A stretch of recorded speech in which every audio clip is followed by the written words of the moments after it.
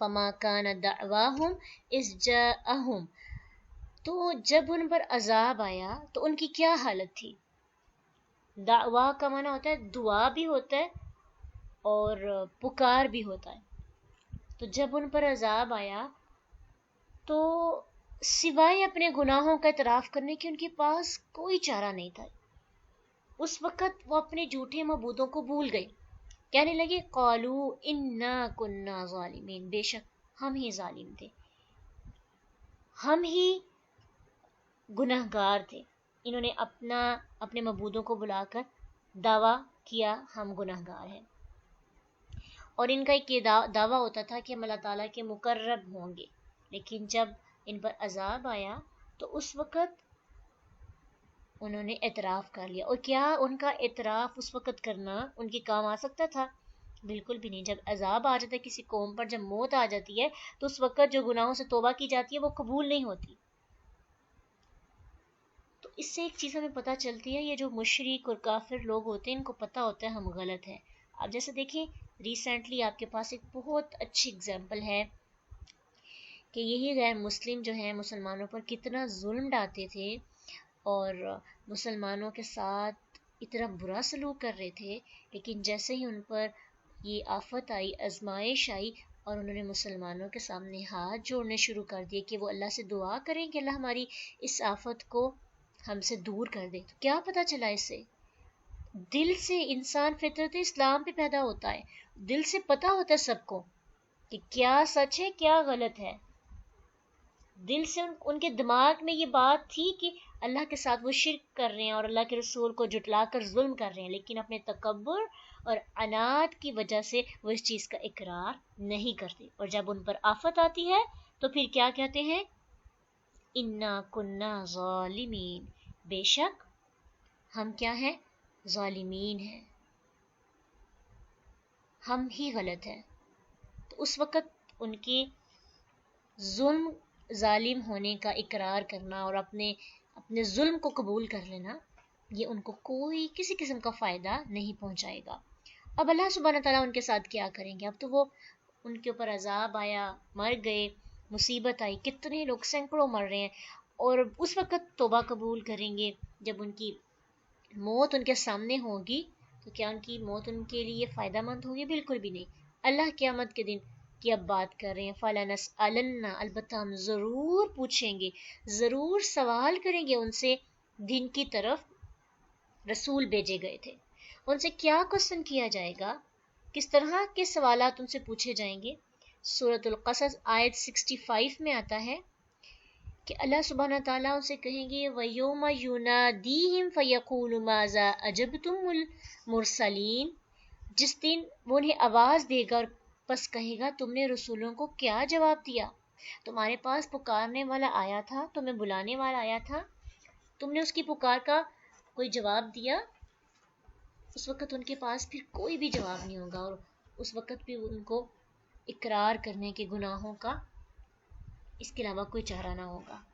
تو ان سے بھی سوال کیا جائے گا وَلَنَسْأَلَنَّ الْمُرْسَلِينَ، اور جو ہم نے رسول بھیجے تھے رسولوں سے بھی سوال کیا جائے گا کہ کیا تم نے اپنی دعوت لوگوں تک پہنچائی، لوگوں کو بتایا جو ہم نے تمہیں دے کر بھیجا تھا. سورۃ مائدہ آیت 109 میں اللہ سبحانہ تعالیٰ فرماتے ہیں یوم یجمع اللہ الرسل فیقول ماذا اجبتم، جس دن اللہ رسولوں کو جمع کرے گا اور پھر کہے گا کہ تمہیں کیا جواب دیا گیا، بتاؤ تم نے لوگوں کو دعوت پہنچائی تو لوگوں نے تمہیں کیا رسپانس کیا.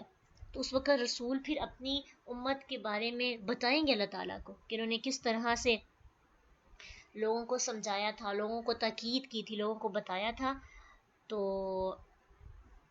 لوگوں نے کس طرح سے اس کا جواب اور اس کا رسپانس کیا. جو ایمان والے ہوں گے ان کے حق میں گواہی ہوگی، اور جو برے ہوں گے ان کے بارے میں بھی رسول کھول کھول کے اللہ کو بتائیں گے. اس لیے اللہ سے کچھ بھی چھپا نہیں ہوگا. تو اس آیت سے ہمیں ایک چیز پتہ چلتی ہے، جتنی تاکید ہے، 3 دفعہ تاکیدی جملہ فا لا اور نون مشدد، تاکید در تاکید پائی جا رہی ہے. تو جتنی تاکید کی گئی ہے یعنی اس کا مطلب ہے کہ یہ کام ہو کر ہی رہے گا. اور پھر کیا ہوگا؟ اللہ تعالیٰ خود ہی کہہ رہے ہیں اللہ کو تو سب پتہ ہے نا. اب کوئی یہ بھی سوال اٹھا سکتے ہیں اچھا اللہ تعالیٰ کیوں پوچھیں گے, اللہ کو تو سب پتہ ہے, پھر اللہ کیوں یہ کوشچن کریں گے؟ کیا اللہ تعالیٰ کا نعوذ باللہ علم جو ہے وہ اتنا وسیع نہیں کہ اللہ تعالیٰ بغیر کوشچن کے پتہ چل جائے اللہ کو؟ یہ سوال کیوں ہوگا؟ یہ ایک مزید ان کو اس وقت وہ جو ہیں جٹلا رہے ہوں گے لوگ, ان کو مزید ان کی زبانوں سے اقرار ہوگا کہ ہم نے واقعی اللہ کے رسولوں پر ایمان نہ لایا تھا.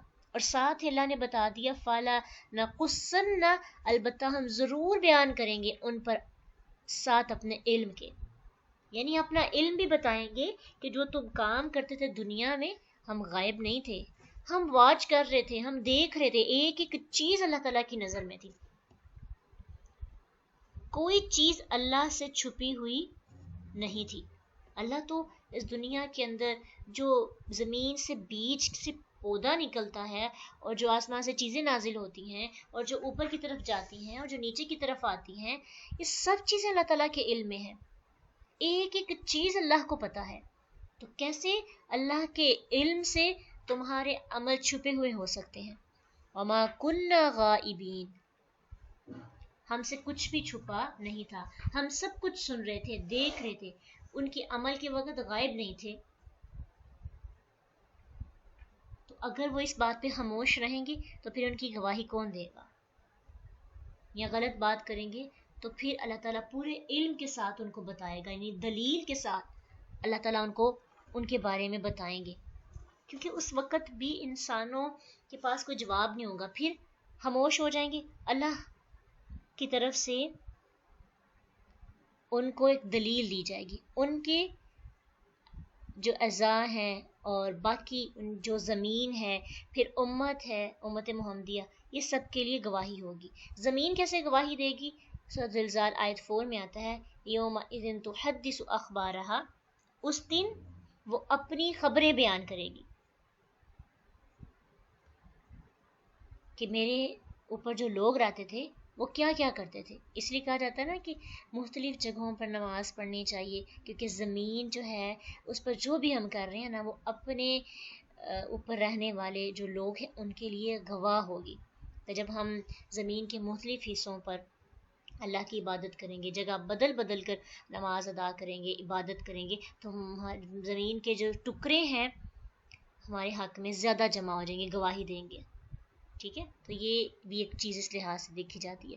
پھر اس کے بعد ان کے اعضاء ان کے حق میں گواہی دیں گے. سورۃ یاسین آیت 65 میں آتا ہے کہ آج ہم ان کے منہوں پر مہر لگا دیں گے اور ان کے ہاتھ ہم سے باتیں کریں گے, ان کے پاؤں اس کی گواہی دیں گے جو وہ کمایا کرتے تھے. پاؤں کی خاص طور پہ بات اس لیے کی جاتی ہے کہ انسان نے کوئی بھی برا کام کرنا ہونا تو چل کے کرتا ہے, اور چلتا ہے, اٹھتا ہے, کسی کو قتل کرنا ہے, چوری کرنی ہے, زنا کرنا ہے, حرام کمائی کرنی ہے, تو جتنے بھی ظاہری اعمال ہیں یہ سارے کے سارے پاؤں سے چل کے ہوتے ہیں. تو جو وہ کماتے ہیں, جو وہ برے کام کر رہے ہیں یا اچھے کام کر رہے ہیں, ان کے اعضاء اللہ کے سامنے بولیں گے. کتنی شرمندگی ہوگی نا, اچانک سے پاؤں بولنا شروع ہو جاتا ہے, اس بندے نے میرے ساتھ فلاں کام کیا تھا, یہ بندہ میرے سہارے پہ چلا تھا اور اس جگہ پہ گیا تھا, اس جگہ پہ جا کے اس نے یہ برا کام کیا. کتنی ذلت اٹھانی پڑے گی اس دن جب اپنا جسم ہی اپنے خلاف ہو جائے گا. پھر اسی طرح امت محمد صلی اللہ علیہ وسلم بھی دوسری امتوں کے لیے, لوگوں کے لیے گواہی دے گی. وَكَذَلِكَ جَعَلْنَاكُمْ أُمَّةً وَسَطًا لِتَكُونُوا شُهَدَاءَ عَلَى النَّاسِ وَيَكُونَ الرَّسُولُ عَلَيْكُمْ شَهِيدًا. اسی طرح ہم نے تمہیں سب سے بہتر امت بنایا. کیوں بنایا؟ تاکہ تم لوگوں پر شہادت دینے والے بنو اور رسول اللہ صلی اللہ علیہ وسلم تم پر شہادت دینے والے بنے. تو اس وقت اللہ اپنے علم کے ذریعے ایک ایک چیز کے ذریعے بتائیں گے دیکھو ہم غائب نہیں تھے, تمہاری ہر چیز ریکارڈ ہو رہی تھی. سی ٹی وی کیمرے میں اگر کوئی چیز ریکارڈ ہو جائے, کوئی بری چیز, اور ہماری کوئی ویڈیو بن جائے جس میں ہم غلط کام کر رہے ہوں, تو کتنی تکلیف ہوتی ہے اور کتنا درد ہوتا ہے اور دکھ ہوتا ہے, پریشانی, کہ کوئی دیکھ نہ لے. پھر پلاننگ کی جاتی ہے کہ اس کو اس ریکارڈ میں سے ڈیلیٹ کروا دیا جائے نا. تو قیامت کے دن تو کیمروں میں سے کچھ بھی ڈیلیٹ نہیں ہوگا. جو جو چیزیں ریکارڈ ہوئی ہیں وہ سامنے ریکارڈنگ چل جائے گی. اور انسان, آپ خود سوچیں, آپ اپنے گھر میں کیمرہ لگائیں اپنے روم میں, تو پورے روم کی ریکارڈنگ اگر آپ کر لیں تو رات کو جب آپ دیکھیں گے تو آپ دیکھ کر خوش شرمندگی محسوس کریں گے, اچھا ہم اس طرح سے کام کرتے ہیں. جب ہم ایسے اٹھتے ہیں یا بیٹھتے ہیں یا بولتے ہیں تو ہماری اس طرح سے حالت ہو جاتی ہے کہ ہم خود بھی اپنے آپ کو دیکھ کے شرماتے ہیں. قیامت کے دن اس سے بھی زیادہ شرمندگی ہوگی, کیونکہ وہ ریکارڈنگ سب کے سامنے چلنی ہے. جو ویڈیو بنی ہے سب کے سامنے بڑی سی سکرین پر آن کر دی جائے گی. پھر اس کے علاوہ جہنم کے دروگے کے سامنے لوگ خود اپنی زبان سے مان جائیں گے کہ وہ گناہگار تھے, خود اقرار کریں گے. زبان, جب عذاب بول رہے ہوں گے تب زبان بند ہو جائے گی نا, لیکن جب وہ جہنم میں چلے جائیں گے وہ اپنی زبان سے خود کہیں گے وَقَالُوا لَوْ كُنَّا نَسْمَعُ أَوْ نَعْقِلُ مَا كُنَّا فِي أَصْحَابِ السَّعِيرِ. اور وہ کہیں گے اگر ہم سنتے ہوتے یا سمجھتے ہوتے تو بڑکتی ہوئی آگ والوں میں آج ہمارا شمار نہ ہوتا. تو کتنی گواہیاں ان کے حق میں ہوں گی. تو اس سے کیا پتہ چلتا ہے ہمارے لیے, کیا لیسن ہے اس میں؟ ہمیں اپنے اعمال درست کر لینے چاہیے. ہر وقت یہ سوچنا چاہیے کہ ہماری ریکارڈنگ ہو رہی ہے. ایک پورا دن آپ سوچ کے دیکھیں, آپ ایک کسی کے گھر مہمان جائیں نا تو بڑا بندہ احتیاط کے ساتھ بات کرتا ہے, بولتا ہے, رکھ رکھاؤ جسے کہتے ہیں نا, عام طرح سے زندگی جیسے ہم گزار رہے ہیں اپنے گھر میں ویسے نہیں ہم گزارے تھے, کیونکہ ہم دیکھتے ہیں کہ لوگ ہمیں واچ کر رہے ہیں, دیکھ رہے ہیں, لوگ ہماری ایک ایک چیز نوٹ کرتے ہیں. ایسے ہی اگر ہم سوچیں نا اللہ سبحانہ تعالیٰ کے پاس ہر بات پہنچ رہی ہے تو پھر ہم بالکل ویسے ہی احتیاط کے ساتھ قدم اٹھانا شروع ہو جاتے ہیں. تو اللہ سبحانہ تعالیٰ ہمیں اچھے عمل کرنے کی توفیق دے تاکہ قیامت کے دن ہمیں رسوائی نہ اٹھانی پڑے. والوزن یومئذ الحق, اور وزن اس دن حق ہوگا. اس سے کیا مراد ہے کہ وزن جو ہے وہ صرف اللہ تعالیٰ بتائیں گے نہیں کہ تم گناہگار تھے یا تم صحیح تھے یا تم نیک تھے, تم پارسا تھے. پورے انصاف کے ساتھ سب کے سامنے ماپ تول کا سلسلہ شروع ہوگا. پلڑوں کے اندر ہمارے نامہ اعمال رکھے جائیں گے اور ان کو تولا جائے گا. اور حق کا لفظ اس لیے استعمال ہوا کہ یہ بات سچی ہے, یہ ہو کر ہی رہے گی. اور دوسرا مطلب اس کا کچھ لوگوں نے یہ بھی کیا ہے کہ والوزن یومئذ الحق کا مطلب یہ ہے کہ وزن اس دن صرف نیک اعمال کا حق کا ہوگا. یعنی جو سچی باتیں ہیں, جو حقیقت, جو ہدایت کی باتیں ہیں, جو نیکیاں ہیں, ان کا وزن ہوگا, اور جو برے عمل ہوں گے ان کا وزن نہیں ہوگا. مطلب یہ ہے کہ ان کا ویٹ نہیں ہوگا, تولا ان کو بھی جائے گا لیکن وہ بڑے ہلکے ہوں گے. اور جو نیکیوں والے ہیں, نیکیاں جس میں ہوں گی, نیکیوں کے اندر وزن ہوگا. تو والوزن یومئذ الحق, حق کا وزن زیادہ ہوگا, اور جو برے کام ہیں ان کا وزن ہی نہیں ہوگا. اسی لیے تو جب نیکیاں پلڑے میں رکھی جائیں گی تو وہ پلڑا بھاری ہو جائے گا اور برائیوں والا پلڑا ہلکا ہوگا, کیونکہ اس کا تو وزن ہی نہیں ہوگا. تو یوں سمجھیں کہ ایک کوانٹٹی کے لحاظ سے تو برائیاں بھی بڑی کوانٹٹی میں ہوں گی اور نیکیوں کی بھی بڑی کوانٹٹی ہوگی, لیکن چیک یہ ہوگا کہ اندر کوالٹی کیا ہے, کس کے اندر رس ہے. اور رس کس میں پایا جائے گا؟ حقیقت کے سفر پر, ہدایت والوں کے اعمال پر, نیکیوں کے اندر. ایک یہ بھی مطلب ہے, اور یہ بھی ایک مفہوم اس میں کچھ لوگوں نے کہا کہ وزن جو ہے وہ حق ہے, اس دن وزن ہو کر ہی رہے گا. اب وزن کس چیز کا ہوگا, اس کے بارے میں 4 اقوال ہیں, 4 رائے ہیں لوگوں کی, اور چاروں جو ہیں اگر اس کو قرآن و سنت سے دیکھا جائے تو ان کے دلائل جو ہیں وہ موجود ہیں. وہ 4 رائے کیا ہے کہ کس چیز کا وزن ہوگا, یعنی ہمیں پتہ تو ہونا چاہیے نا. تو پہلی رائے جو ہے کچھ اہل علم نے کہا ہے کہ کاغذ تولے جائیں گے جن پر عمل لکھے ہوں گے. اب جیسے ہم بول رہے ہیں تو کرامن کاتبین جو ہیں معزز لکھنے والے فرشتے ہمارا ایک ایک لفظ نوٹ کر رہے ہیں، ایک اچھائیاں لکھ رہے ہیں، ایک برائیاں لکھ رہے ہیں، رجسٹر بڑھے جا رہے ہیں، مسلسل لکھا جا رہا ہے ان کو. اور اس کے بارے میں ایک حدیث بھی ہے کہ جو نامہ اعمال لکھے جائیں گے ان کا وزن جو ہے وہ اتنے بڑے رجسٹر ہوں گے کہ انسان کی دور تک نگاہ جائے گی. جیسے کہ ترمذی کی ایک حدیث ہے کہ عبداللہ بن عمر رضی اللہ تعالی عنہما سے روایت ہے کہ اللہ کے نبی صلی اللہ علیہ وسلم نے فرمایا، میری امت کے ایک شخص کو قیامت کے روز سب کے سامنے لایا جائے گا، اس کے 99 اعمال نامے پھیلائے جائیں گے، اس میں سے ہر ایک اتنا لمبا ہوگا جتنی دور نگاہ جاتی ہے. یعنی اسے پتہ چلتا ہے کہ یہ جو لکھا جا رہا ہے نا رجسٹرز پر، یہ ایسے ہی کسی چیز پہ زبانی یاد نہیں کر رہے فرشتے، یہ ایک ایک لفظ رجسٹرز پہ لکھے جاتے ہیں. یہ نامہ اعمال جو ہے ہمارے قیامت کے دن ہمارے سامنے لائے جائے گی. پھر اللہ تعالیٰ اس سے فرمائے گا کیا تم ان میں سے کسی عمل سے انکار کرتے ہو؟ تو وہ کہے گا نہیں. پھر اللہ تعالیٰ فرمائیں گے تمہاری ایک نیکی بھی ہمارے پاس ہے، آج تم میں سے کوئی بے انصافی نہیں کی جائے گی. پھر ایک کاغذ کا ٹکڑا لایا جائے گا جس پہ لکھا ہوگا اشہد ان لا الہ الا اللہ واشہد ان محمدن عبدہ ورسولہ.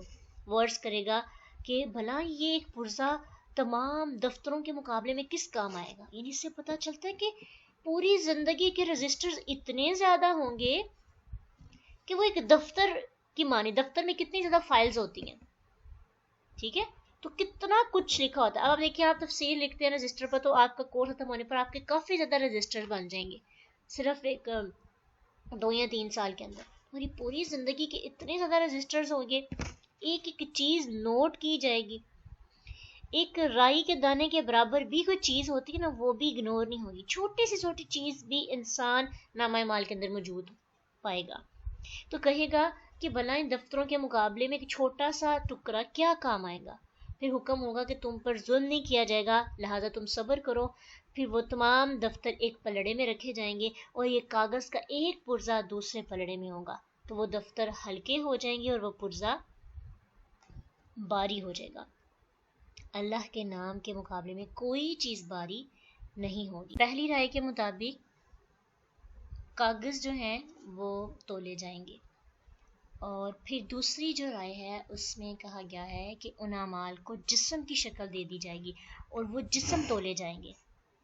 ٹھیک ہے، جیسے کہ اللہ سبحانہ تعالیٰ نے سورۃ بقرہ اور سورۃ آل عمران کے بارے میں حدیث میں آتا ہے نا کہ قیامت کے دن سورۃ البقرہ اور سورۃ آل عمران ایک بادل کی شکل اختیار کر لیں گے. اور پھر یہ بھی آیا کہ ایک جھنڈ، یعنی جو پرندوں کا جھنڈ ہے، اس کی شکل اختیار کر لیں گے. تو اس سے پتہ چلتا ہے کہ وہ بھی تو ورڈز ہیں نا، سورۃ بقرہ اور سورۃ آل عمران 2 پرندوں کے جھنڈ کی صورت میں آئیں گے اور ان کے پر انہوں نے پھیلائے ہوں گے. پھر 2 سائبانوں کی صورت میں آئیں گے، سائبانوں. تو اگر سورۃ بقرہ اور سورۃ آل عمران کے بارے میں یہ ملتی ہے ہمیں حدیث کہ وہ قیامت کے دن ایک جسم اختیار کر لیں گے، تو کچھ لوگوں نے اس سے یہ بھی بات نکالی ہے کہ نامہ اعمال کو جسم دیا جائے گا اور وہ جسم تولے جائیں گے. تو جو نیک اعمال ہوں گے ان کا جسم بھاری ہو جائے گا اور جو برے اعمال ہوں گے ان کا جسم ہلکا ہو جائے گا. پھر اسی طرح تیسرا جو ہے اس میں کہا، بعض نے کہا کہ اس عمل والے کو تولا جائے گا، یعنی جو انسان ہوگا اس کو تولا جائے گا جس نے عمل کیے ہوں گے. تو انسانوں کے وزن کو، تو اس کا کیا مطلب ہوگا کہ جن لوگوں کا وزن دنیا میں زیادہ ہے ان کا قیامت کے دن وزن زیادہ ہوگا.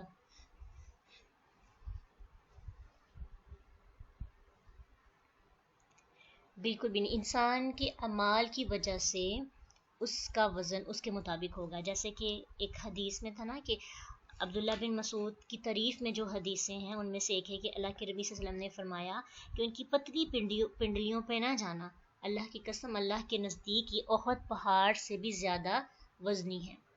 اس سے کیا پتہ چلتا ہے کہ جسم جتنا بھی ہو لیکن اگر انسان کے اعمال نیک ہوں گے تو اس کے مطابق اس کی چھوٹی چھوٹی پنڈلیوں کا وزن بھی قیامت کے دن بہت زیادہ ہو جائے گا.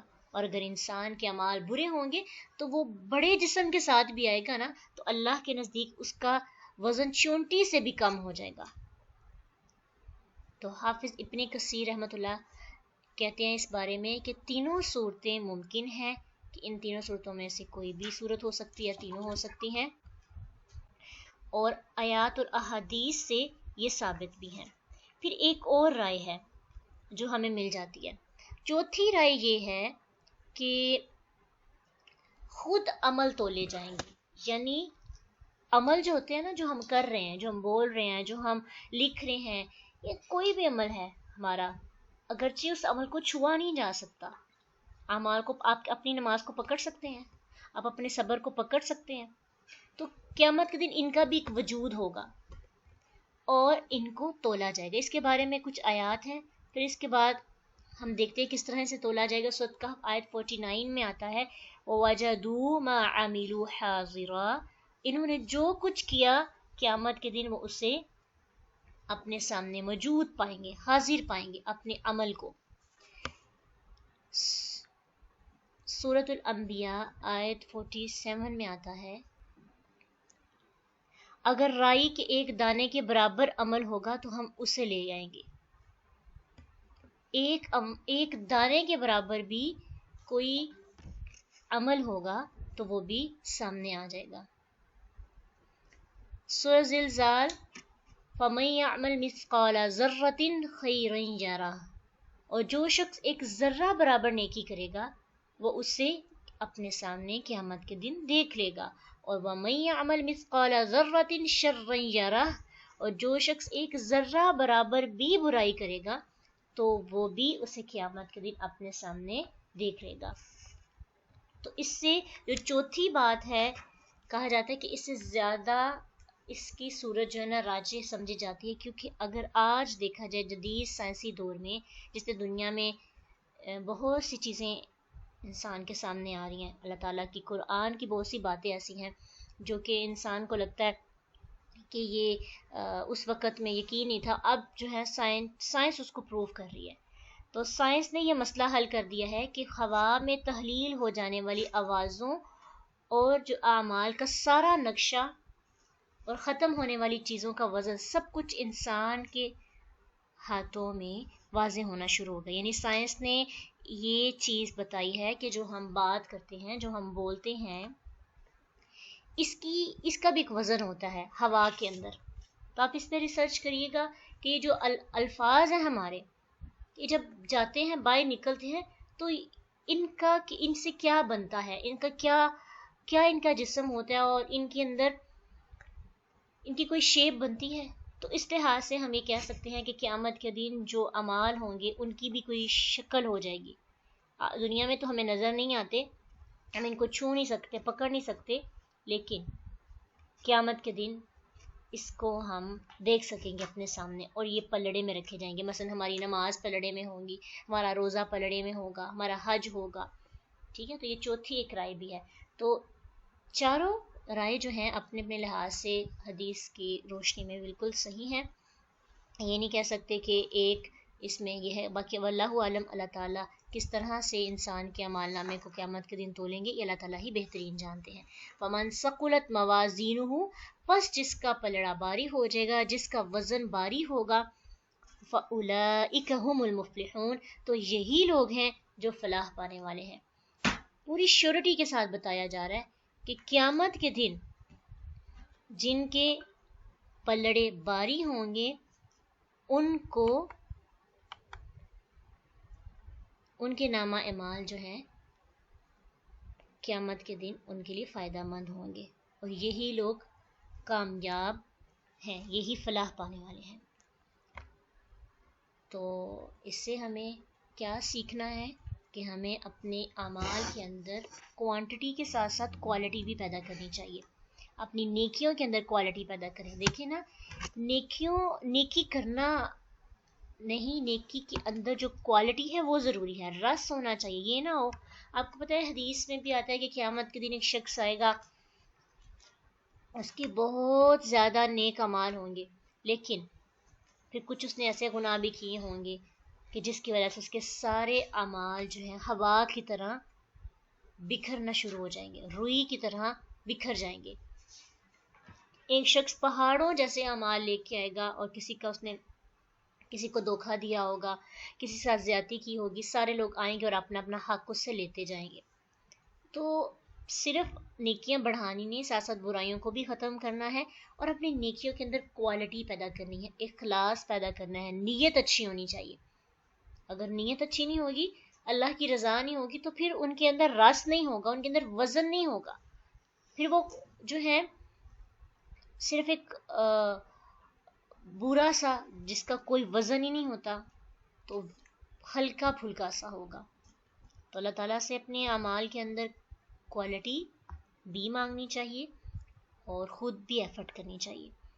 تو آج کی آیات سے کچھ دو اہم باتیں ہیں جو ہم نے سیکھی، اور شروع کی آیتوں سے ہی، کہ سب سے پہلی چیز یہ ہے کہ لوگ آپ کی بات سننا نہ بھی چاہیں تو آپ پیغام پہنچانا نہ چھوڑیں، کیونکہ دنیا کے اندر کچھ ایسے لوگ بھی موجود ہوتے ہیں جس نصیحت کو سننا، اس کو قبول کرنا، اس پہ عمل کرنا پسند کرتے ہیں۔ اور پھر دوسری چیز جو ہم نے اس سے سیکھی وہ یہ ہے کہ ہم لٹریچر اور فلسفے کی بحث میں بہت زیادہ پڑ جاتے ہیں۔ تو اس بحث میں پڑھنے کی بجائے اگر ہم قرآن اور حدیث کو سمجھ لیں تو ہمارے لیے حقیقت کا سفر، حقیقت تک پہنچنا بہت آسان ہو جاتا ہے، اور ہمارا وقت ضائع کیے بنا حقیقت تک پہنچ جاتے ہیں۔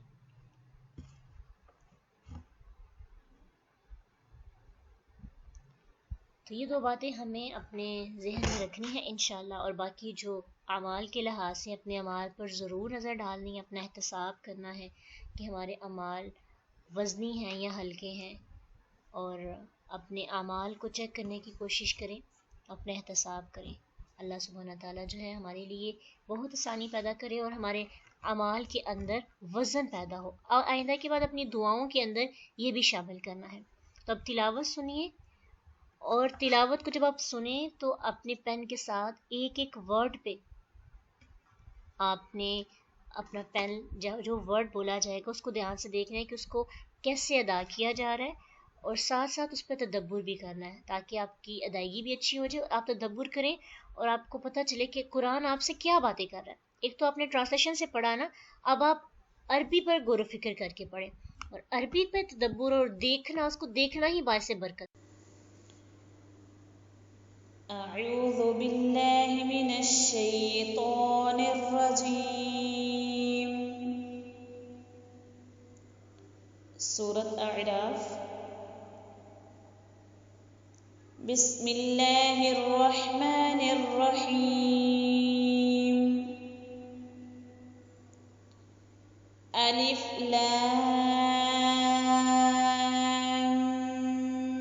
میم صاد۔ کتاب انزل الیک فلا یکن فی صدرک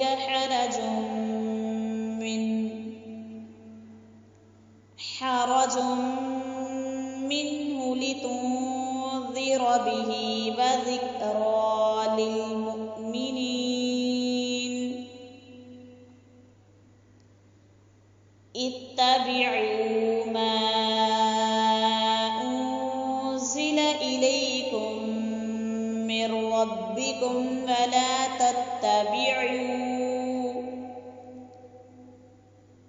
ولا تتبعوا من دونه اولیاء قلیلا ما تذکرون۔ وَكَمْ مِنْ قَرْيَةٍ أَهْلَكْنَاهَا فَجَاءَهَا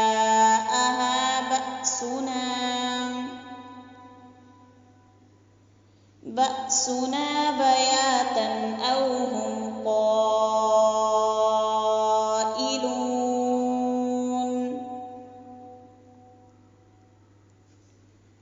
فما كان دعواهم إذ جاءهم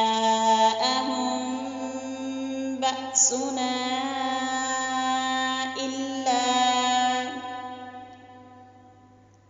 إلا أن قالوا إنا كنا ظالمين فلنسألن الذين أرسل إليهم ولنسألن المرسلين فلنقصن عليهم بعلم وما كنا غائبين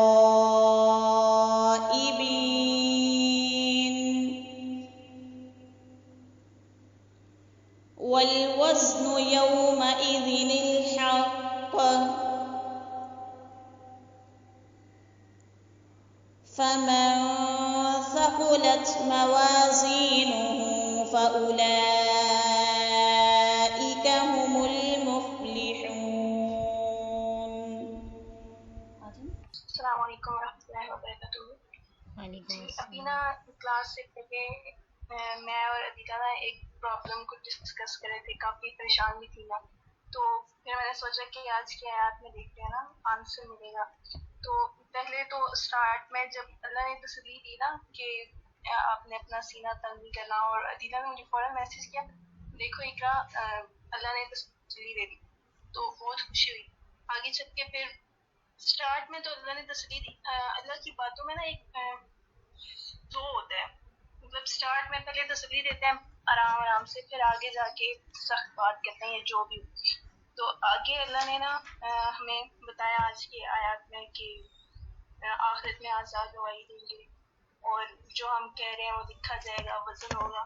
تو میں سوچ رہی تھی کہ ہم تو یعنی کہ میں کیوں کسی کی بات کو مطلب دل پہ لے کے اور خود اپنے دل پہ بوجھ رکھتی ہوں. مجھے ایسا کرنا چاہیے نا کہ مجھے اپنے الفاظ کا بوجھ جو ہے وہ اٹھانا چاہیے. میں کیوں دوسروں کے الفاظ کا بوجھ جو ہے وہ برداشت کرتی رہتی ہوں. تو اس سے میں نے یہ سمجھا آج کی آیات سے کہ بجائے اس کے کہ جو دوسرے بات کریں میں ان کو دل پہ لے کے تو پورا دن یہی سوچتی رہوں کہ ہائی اس نے مجھے ایسا کہہ دیا، میں ہرٹ ہو گئی یا وہ. تو جب آخرت میں سب نے اپنے اپنے الفاظ کا بوجھ خود اٹھانا ہے، اگر میرے ہاتھ کسی کو کچھ مطلب لکھ کے ٹیکسٹ کر کے کچھ کہیں گے یا میری زبان کسی کو کچھ کہے، تو آخرت میں میری زبان ہی میں اس کے خلاف مطلب اپنے خلاف ہی گواہی دے گی نا کہ اس نے یہ کیا تھا. دوسروں کی تو جو بھی ہوگا مطلب سارا کچھ ان کے اعمال کا بوجھ تو میرے حصے میں نہیں آئے گا نا. تو مجھے چاہیے کہ میں اپنی زبان کی حفاظت کروں، کیونکہ الفاظ کا بوجھ جو ہوتا ہے نا وہ بہت بڑا ہوتا ہے، اور ہمیں ایسے الفاظ چننے چاہیے جو آخرت میں ہم پہ بوجھ نہ. بالکل ماشاء اللہ، بالکل ایسی ہی بات ہے کہ انسان اگر یہ سوچ لیتا ہے کہ اس کی ایک ایک لفظ کا وزن ہوتا ہے تو پھر اپنے اس اچھا محسوس کرتا ہے، دوسروں کو اچھے الفاظ کا ہے کہ ایون کہ اگر اسے رسپانس اچھا نہیں بھی آتا تو یہ سوچ پیدا ہو جائے نا، اتنی خوبصورت سوچ ہے یہ، دنیا کا ہر فساد ختم ہو جاتا ہے اس سے. ہم لڑائی جھگڑا دوسروں سے کرتے ہی اس وجہ سے ہیں کہ دوسرے نے مجھے یہ کہہ دیا اور میں نے بھی آگے سے یہ جواب دینا. اتنا نہیں پتا کہ اس نے اپنے نامہ مال کو ہلکا کر لیا ہے، اور ہمارا اگر باری ہے تو اگر ہم بھی اس طرح بولیں گے تو ہمارا نامہ مال بھی ہلکا ہو جائے گا، اس پہ وزن نہیں رہے گا.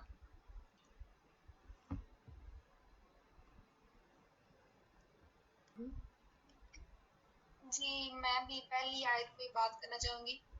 ابھی نا مطلب اگر ہم اپنی ڈیلی لائف میں دیکھیں نا تو ویسے تو وہ آیت بے شک نبی پاک صلی اللہ علیہ وسلم کے لیے مخصوص کی گئی ہے نا، لیکن اگر ہم اسے اپنے لیے دیکھیں، اپنی لائف میں دیکھیں تو ابھی ریسنٹلی ہم مطلب اگزامپل لے سکتے ہیں. جیسے ابھی ہم نے مطلب ایک کوشش کی چھوٹی سی کہ ہم سب کو انوائٹ کرتے ہیں اپنی مطلب تفسیر کلاسز اٹینڈ کرنے کے لیے. تو اب اگر ہم نے کسی کو انوائٹ کیا ہے تو وہ نہیں آیا، تو ہم ایسے ہی کرتے ہیں. ایک دفعہ اگر کسی کو ہم نے بلایا ہے اور وہ نہیں آیا تو ہم کہتے ہیں بھئی ہماری ہے نا آپ کو بڑی ٹھیس پہنچتی ہے، جی میں نے بلایا بڑا پیار سے تو اگلا بندہ آیا ہی نہیں ہے. تو ہمیں اب دوبارہ پھر ہم کہتے ہیں کہ اب میں نے تو اس کو بلانا ہی نہیں ہے، خود ہی اب جو کرنا ہے کر لیں گے. تو ایسے ایسے نہیں کرنا چاہیے نا. دیکھیں اب پہلی آیت میں اللہ تعالیٰ نے ہمیں یہ بتا دیا ہے کہ اگر آپ نے 5 لوگوں کو انوائٹ کیا, اگر ان میں سے ایک بھی آ گیا تو اس کا مطلب یہ ہے کہ اس کے نصیب میں یہ جو بات تھی کہ اللہ تعالیٰ نے اسے اپنے لیے چن لیا کہ مطلب آپ قرآن کو سمجھیں. تو ہمیں آرام سے دستک دیتے رہنا چاہیے, ریمائنڈر دیتے رہنا چاہیے, لیکن ہمیں دروازہ نہیں توڑنا کہ ہم ایک ہی دفعہ اگلے کو مطلب ایسے بات کریں اگلے کے ساتھ, دوسری دفعہ اس کا دل ہی نہ کرے آپ سے بات کرنے پہ. اور اگر میں اپنی ڈیلی لائف میں دیکھوں تو ابھی میں رات کو 12 بجے ہی رو رہی تھی اس بات پہ کہ مطلب سارے میرے ساتھ اس طرح کرتے ہیں یا مجھے یہ کہتے ہیں یہ وہ کہتے ہیں. تو اللہ تعالیٰ نے پہلی آیت میں مطلب تسلی دے دی کہ اگر کچھ لوگ آپ کو اس طرح کہتے ہیں تو کچھ لوگ آپ کے ساتھ بھی ہیں جو مطلب آپ کے اندر پازیٹیوٹی پیدا کرتے ہیں, جو آپ کو اچھا رسپانس دیتے ہیں, جو آپ کا خیال بھی کرتے ہیں. اگر کوئی آپ کو برا کہہ بھی رہا ہے یا کوئی کسی بات پہ کسی نے کچھ کہہ دیا تو اس کا مطلب یہ نہیں کہ آپ کسی کو بھی کچھ نہیں کہنا, کسی سے بات ہی نہیں کرنی. تو وہ جو میں رات کو رو رہی تھی نا تو صبح پہلی آیت سنتے ہی مجھے اتنا ہی خوشی ہوئی, اتنی ہنسی بھی آئی کہ مطلب اس سے پہلے ہی میں اور اقرا ڈسکس کر رہے تھے تو اقرا نے مجھے پہلا میسج یہ کیا کہ میں بہت ہرٹ ہوئی ہوں. تو میں نے کہا تم ہرٹ نہ ہو, دیکھنا ابھی صورت شروع ہوئی ہے تو ابھی دیکھنا تفسیر میں کوئی نہ کوئی ایسی بات آئے گی جس سے ہم خوش ہو جائیں گے. تو پہلی آیت میں ایسا آیا کہ ہم دونوں خوش ہو گئے. ماشاء اللہ الحمدللہ.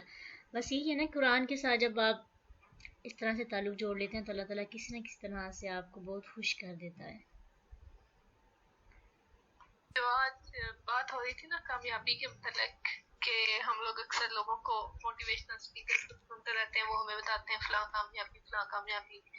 تو میں سوچ رہی تھی کہ ہمارے نزدیک کامیابی چیز کیا ہے, ہم اس چیز کو دیکھتے ہیں پھر ہم فلاں بندے کو سنتے ہیں.